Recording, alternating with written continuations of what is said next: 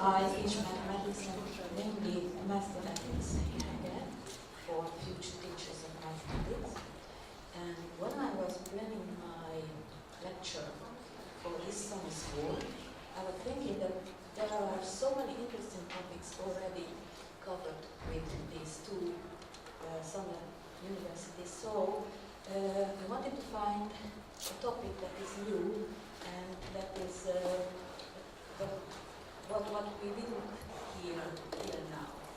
And so I was thinking that I will try to show you some examples for visualizing algebraic expressions for school teaching at different ages.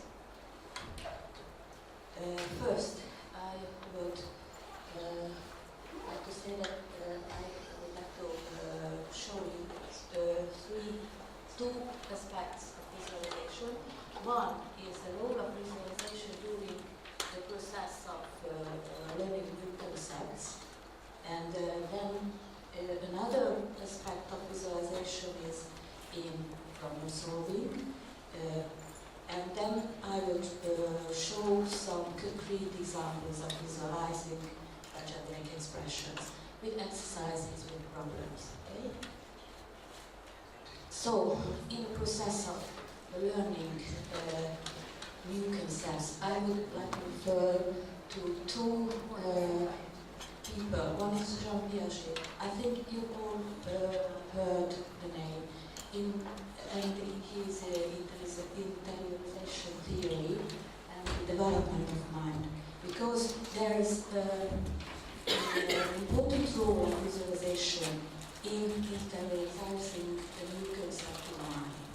I will tell you about it. And the other one is an American psychologist, Ilona Olahne, who gave out a book with his representation theory first in 1966, but it was published many times and in many languages, I think, maybe in Serbian too. Well, for Piaget's theory, if you think of the stages of the development of mind, the first stage is the sensomotorical stage, and he gave also the ages when it is done during the growing up of a child.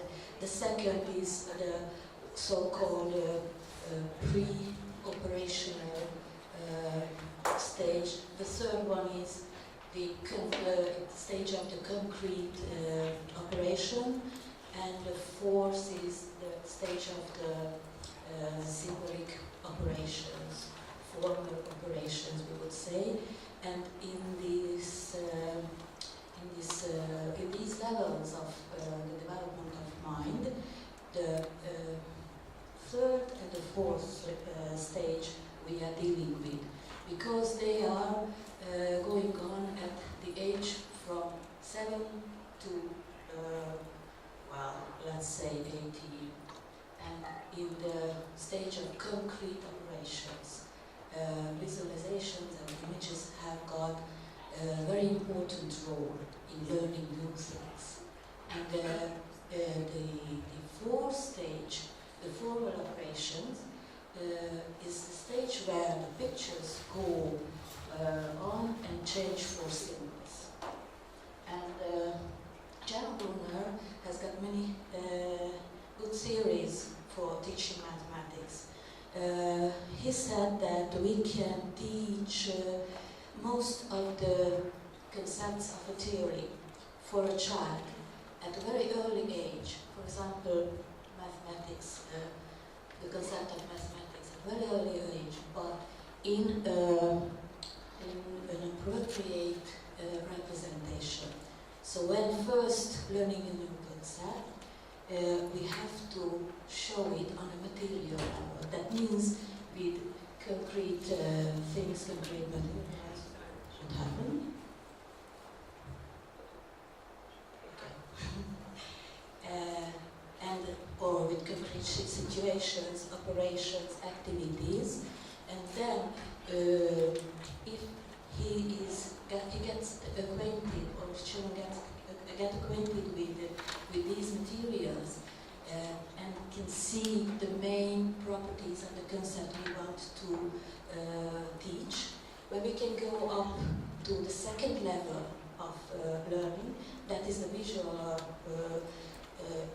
it is also called iconic level, where we change the real materials, the real things, to pictures, images, or situations in mind.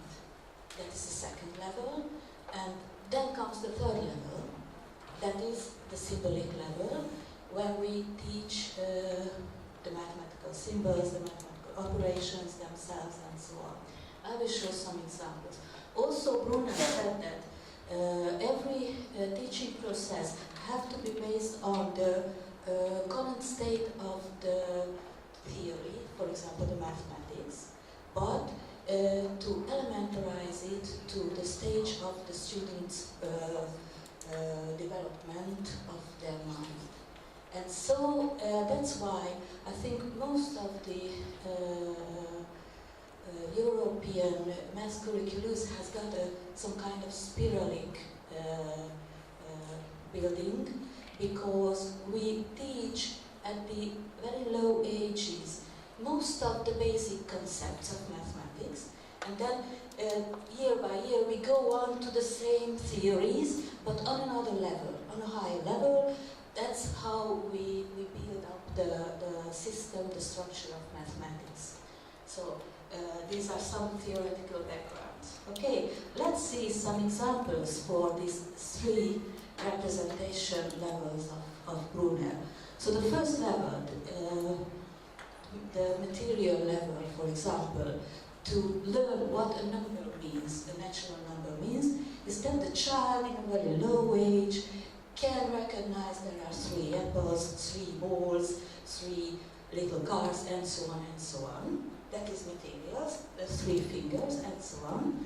And after it, in, for example, kindergarten, they can also recognize these spots or dots or some kind of elements that is the visual level of getting closer to the concept of a number.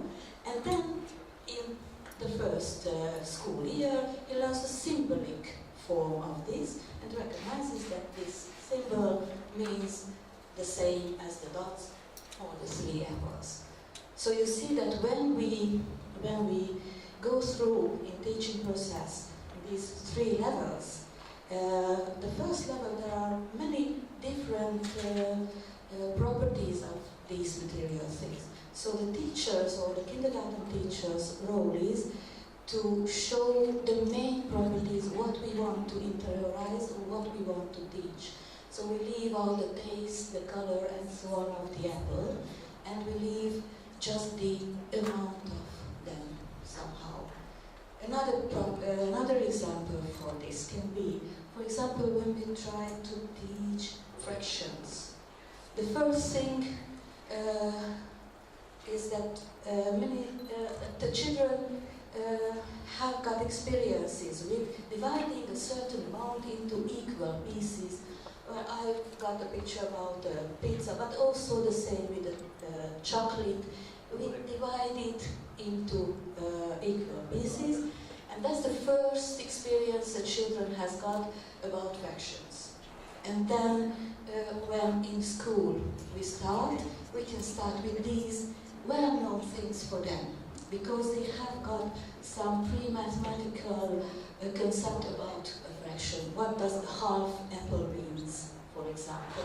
But at that time, these things are not concerned numbers in their minds. They are just amounts. So we have to change this view into a view of a rational number. And then, well, we just symbolize the pizza with a circle and get the 3/3 of it, and after it we write down the symbolic form of the rational number. Okay? Or well, these things occur in primary school, elementary school, but we can also use in secondary school. For example, if we want to try to teach the exponential increase. So there are things that increases in real life that increases exponentially. For example, bacteria. Yes, and we can start that. Well, I have got on a glass plate some bacteria that covers only 1 square centimeter on that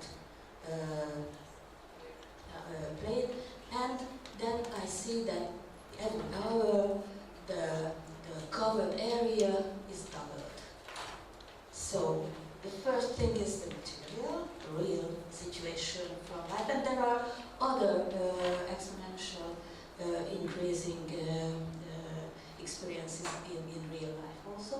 And then we try to visualize it and try to leave out that this is a bacteria. We just see the growth of the bacteria, and then we get the graph of the function and then the symbolic form for it. So these are the 3 stages. And also there are many more. For example, when you, and not only real things, but also for geometrical concepts, we can use this. For example, translation first means for a child to really translate a chair or something in the room. Yes? And then after it, the visual level comes when we draw a vector and we translate a triangle with a vector, and then comes the symbolic part, what Tibor was talking about, the symmetry groups, for example. Okay? So in many different parts of mathematics, it works well.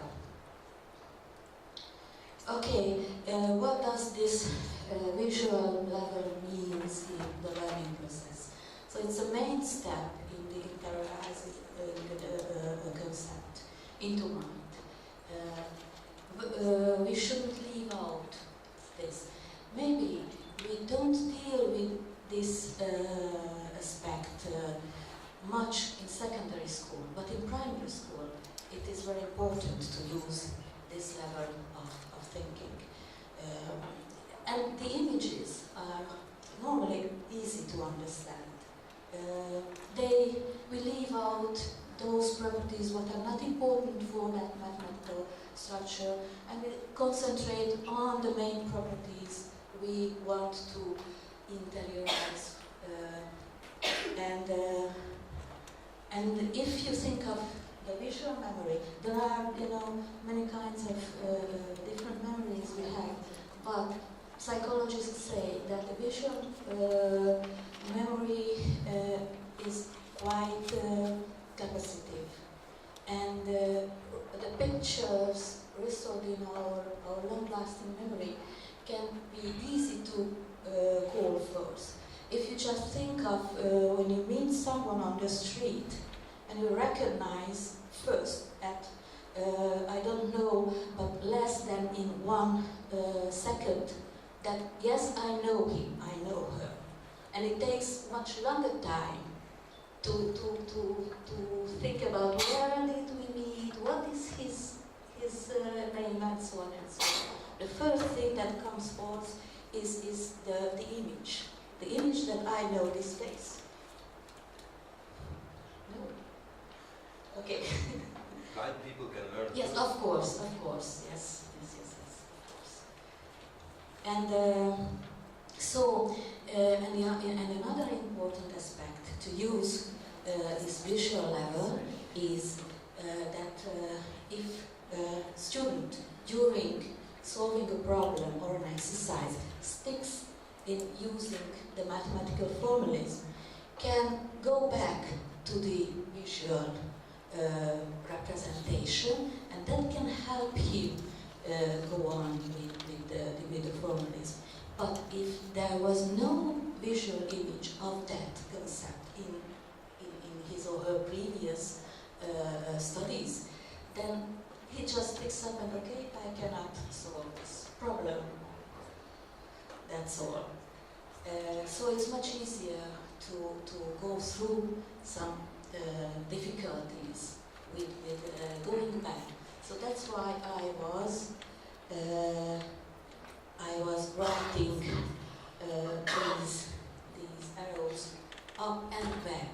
So when it is too hard to deal with this stage, the children can go back to this stage and solve the problem in this stage and then go on to the symbolic solution. Okay, well, another thing. I think that in teaching methods, it is good to show parallel the visual and the symbolic representation of one mathematical concept. So the dual representation is the most effective, I think. So I parallel show the graph of the function, for example, and the symbolic forms of the function also.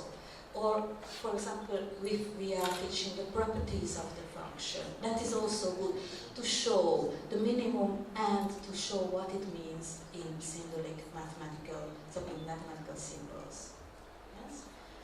And, but we also have to mention that visualization always means some simplification. So when we visualize mathematical concept, always we have to see the limits, borders of the representation, and we have to tell the children as well. I can show this with this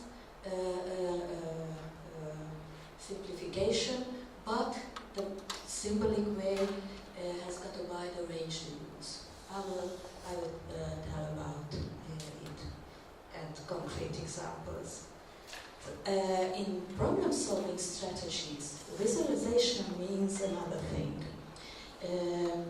Sometimes, in understanding a mathematical problem, textual or with mathematical symbols, it means to draw a picture. If you think of boy answer, how to solve it, and steps of how to solve a mathematical problem, the first step is understand the problem. And then he stresses, what can we mean by understand the problem? Discover the data, what is given, what are we looking for, or draw pictures, summarize the data, make a structure from the given data, and so on and so on. So it is an important thing to sometimes to draw a picture. And in this sense, and in the previous sense also, so in a kind of methodological way, visualization doesn't only mean pictures or images. It also means a well-known situation or an activity, an imagined activity. So we use this word visual a little wider range. So situations are also included in this. And this kind of visualization in problem solving that helps us understanding the problem also helps us finding the way to reach the solution.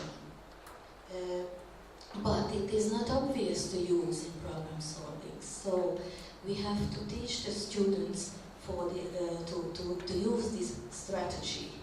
And they have to see examples, and then they can see how to visualize a textual problem.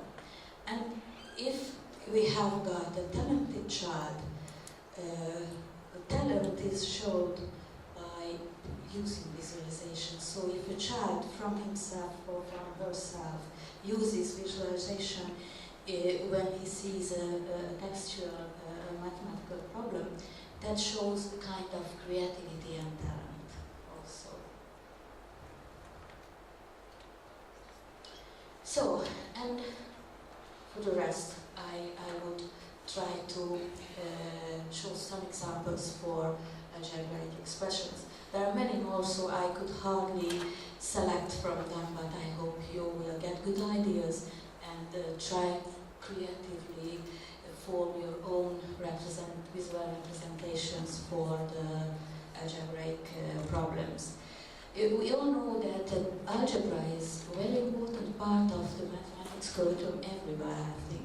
We use these expressions nearly everywhere. So that's why it is important to teach it quite well and deeply for the children. But the algebraic expressions are really very symbolic. It's the language of mathematics, and at first sight it looks as a new language for them. And also George Boyer said that understanding symbolic mathematical expression means translating it, because so sometimes the problems of solving a mathematical problem means translation problems, so they cannot translate it. They don't understand what these expressions, what these letters mean sometimes. And I think that's why this is the first step for children in turning away from mathematics. So that's the first occasion when they say, okay, I don't understand, well, I don't like mathematics, and so on and so on. Because I think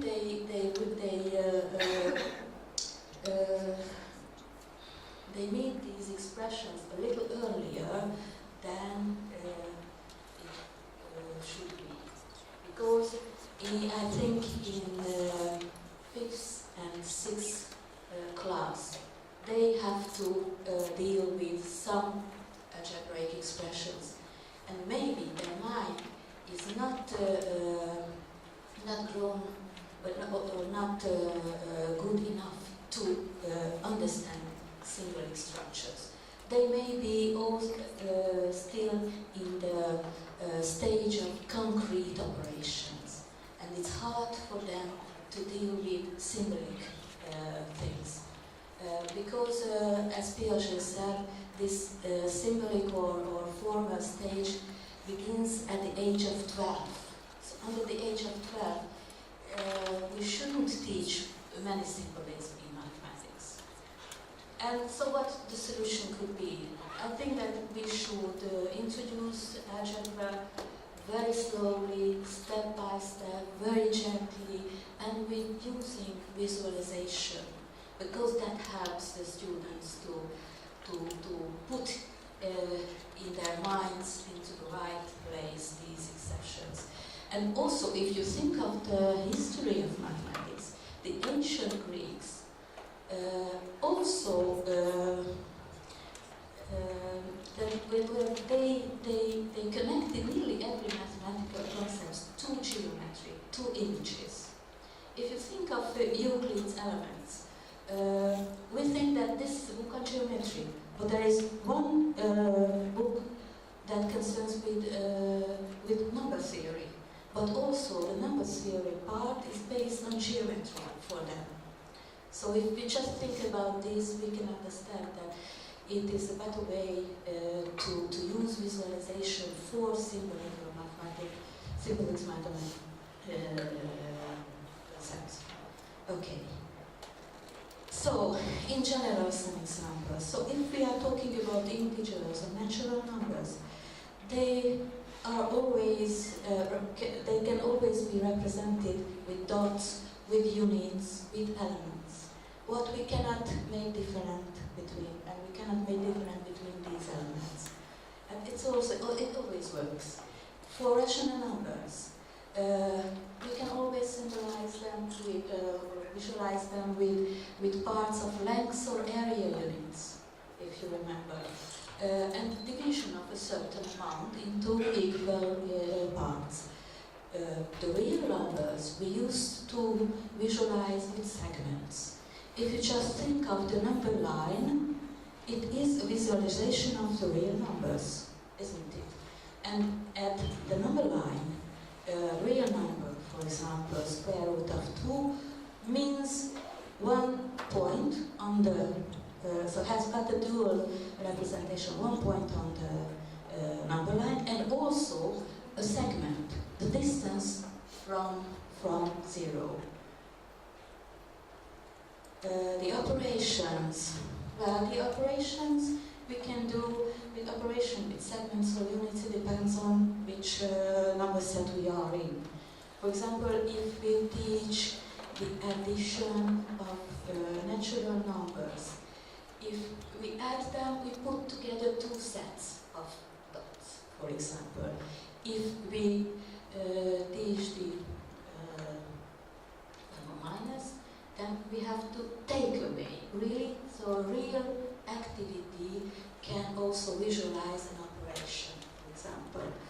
And especially multiplication, if we are not multiplicating natural numbers or integers, or but rational or real numbers, can be visualized by an area of a rectangle. If you think of a simple multiplication, the functional connections also can be visualized with geometrical transformations, with graphs, with diagrams, with tables. They are all more visualizations.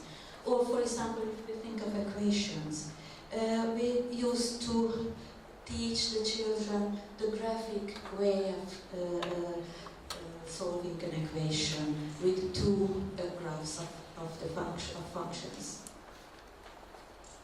Now, let's see a concrete example. Add the natural numbers from 1 to n. Of course, first to a concrete number and then the generalization.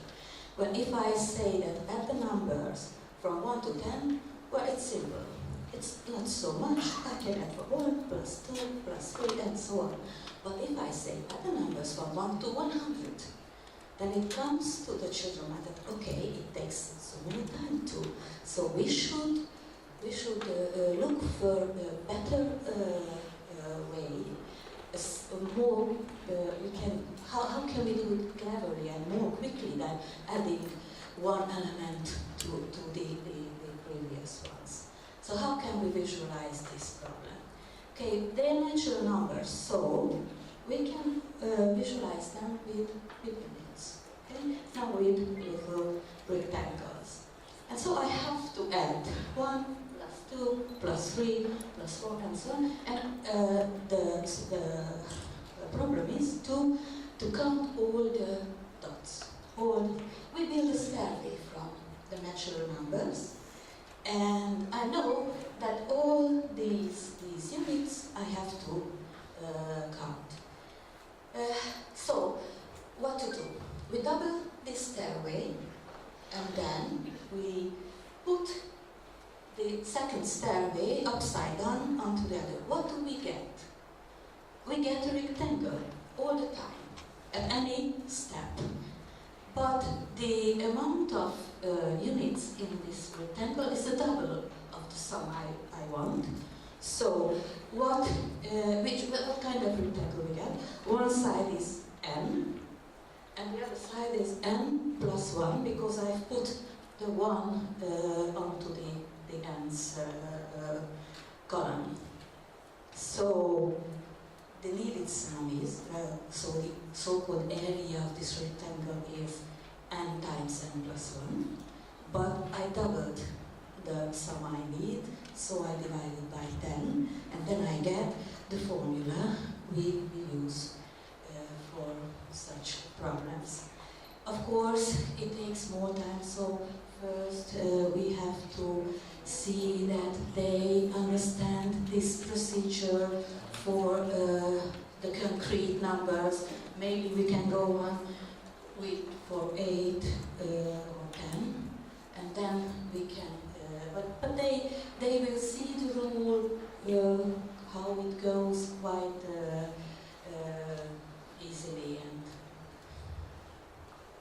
And from this simple representation, we can get many other problems solution. For example, sum of n elements of an arithmetical sequence.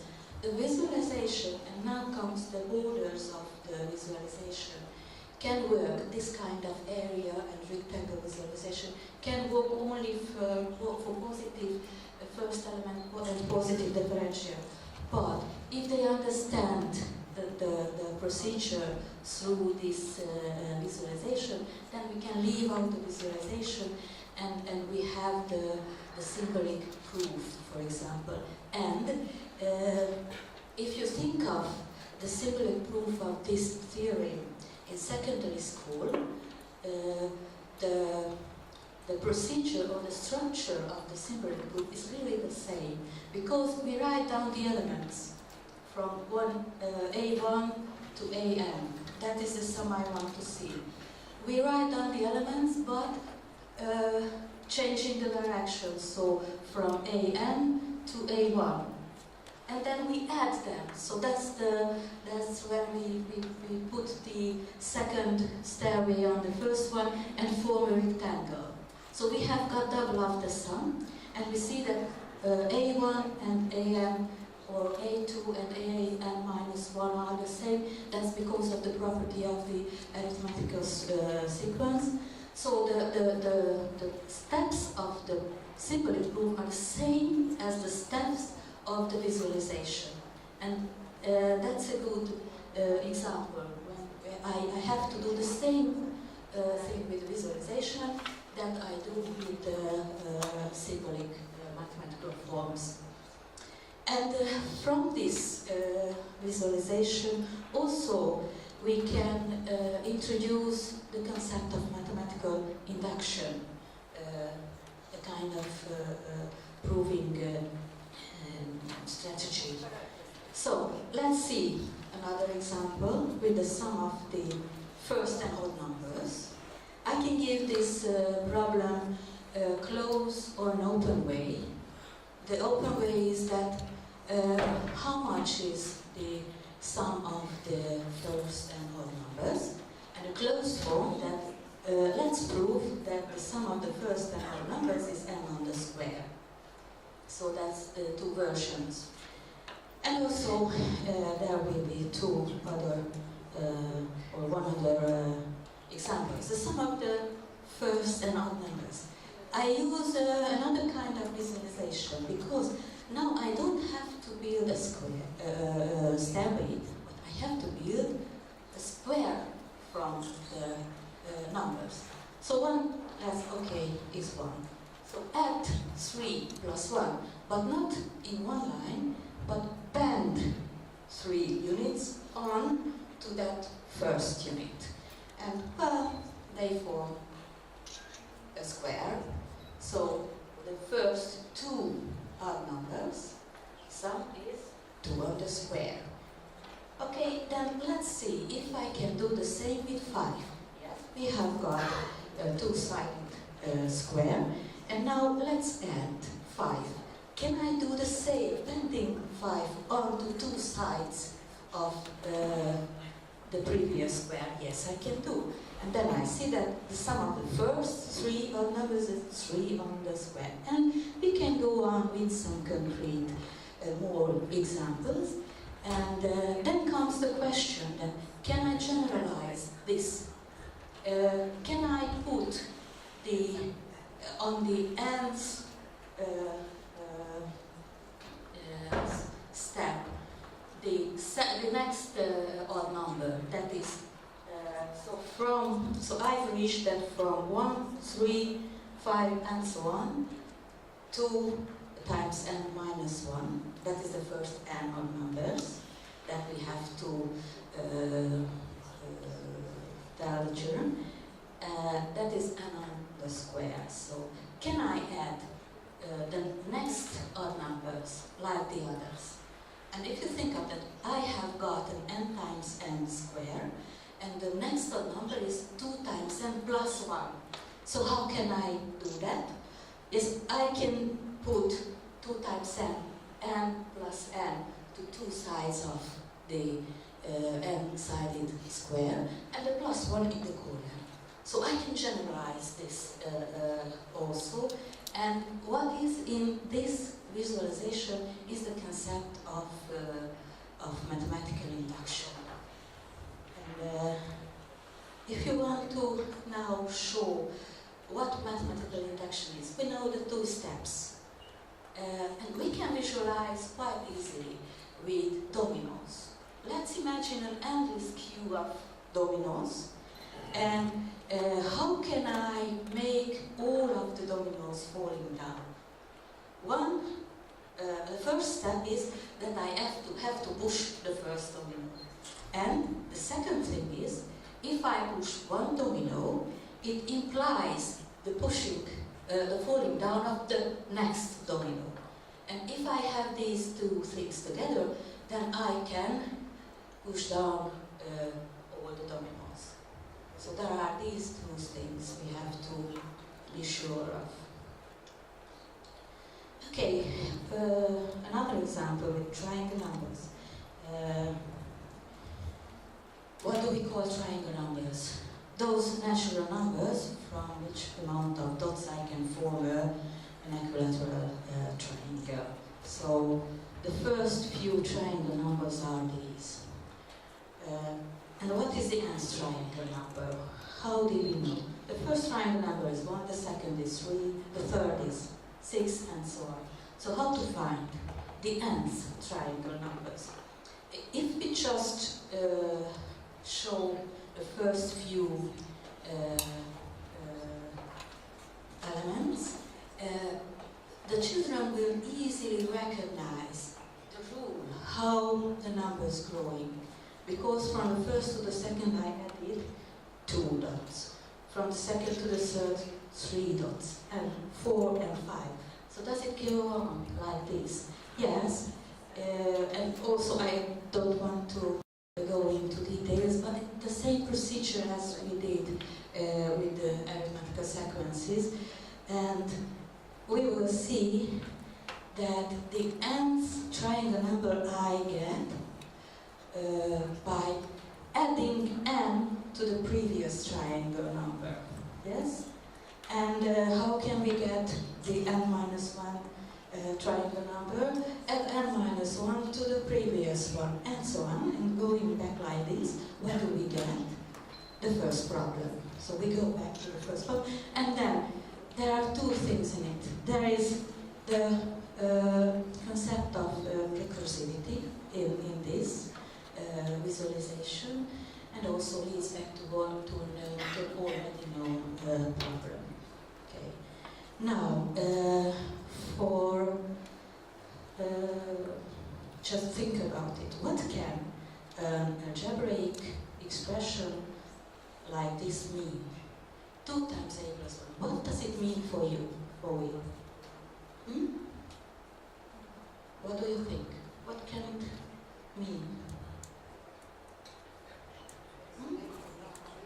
There are many different things we can write down with this algebraic expression. For example, perimeter of a rectangle with sides A and B. It's the most common, I think.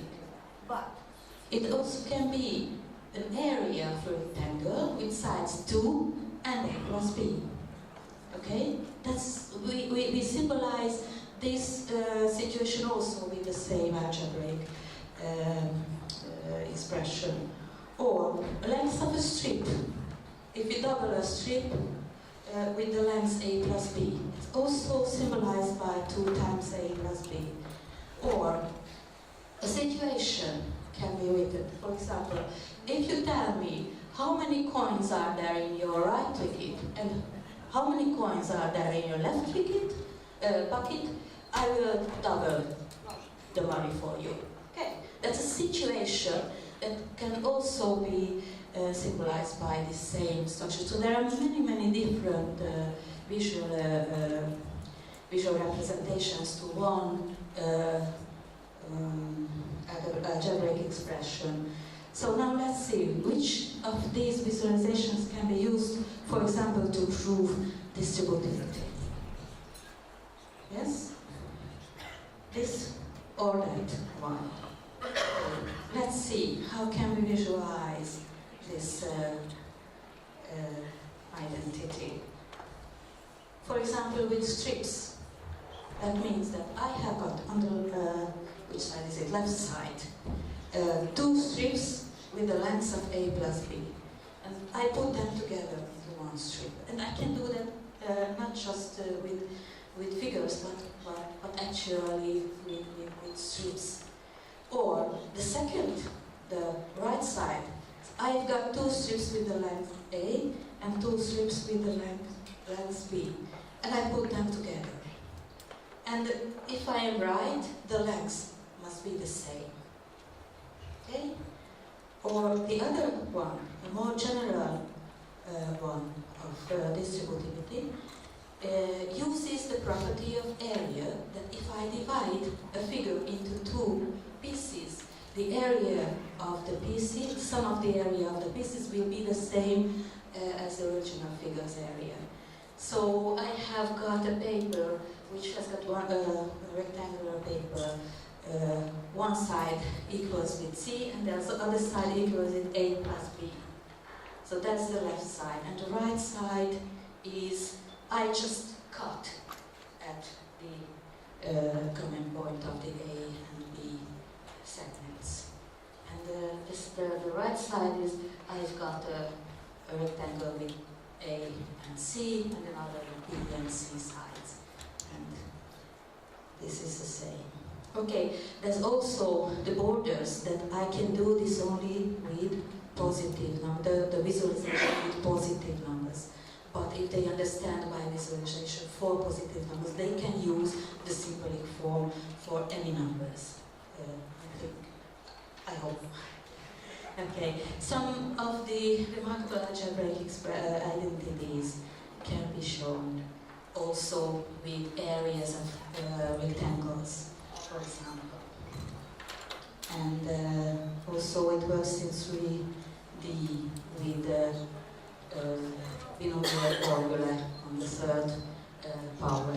So, well, we don't see this cube because it's behind the others, but we can imagine this. Can you return? Yes? Can you return to take a picture? Previous one, okay, yes.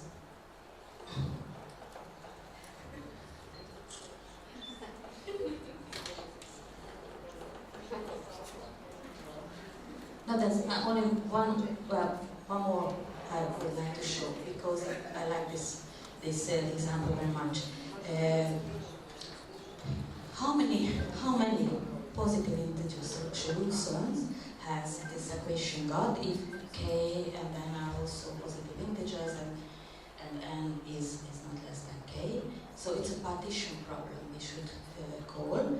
And Laszlo Lovász, the mathematician, gave this visualization not really with images, but we can also imagine picture for it, but with this situation. I like this example very much.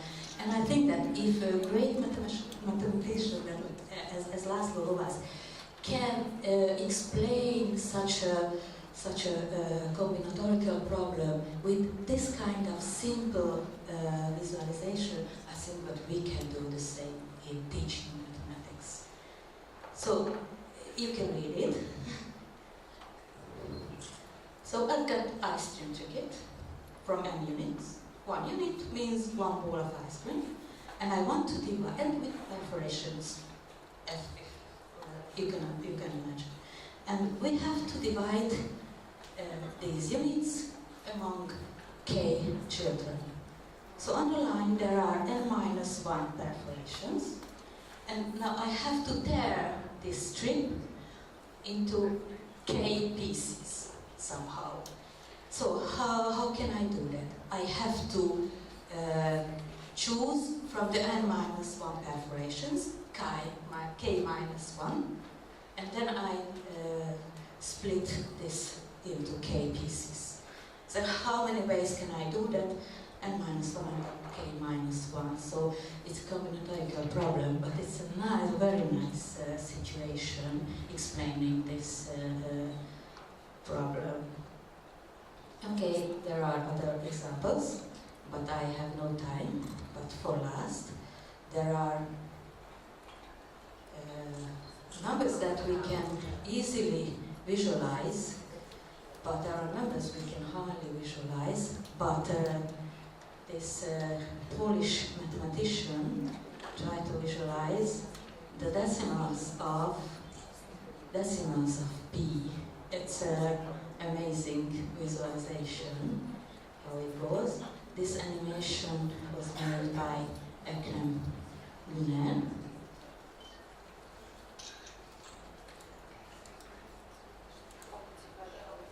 You can see this web page because I have no more time, I'm afraid, but it's very nice. So these are the decimals of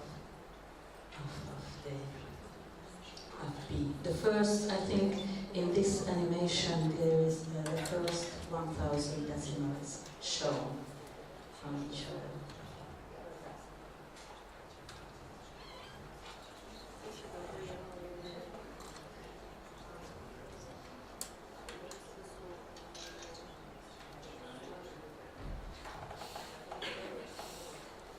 Okay, so I hope that I could show you. I could show you some good examples. There are some books in which you can look after, some papers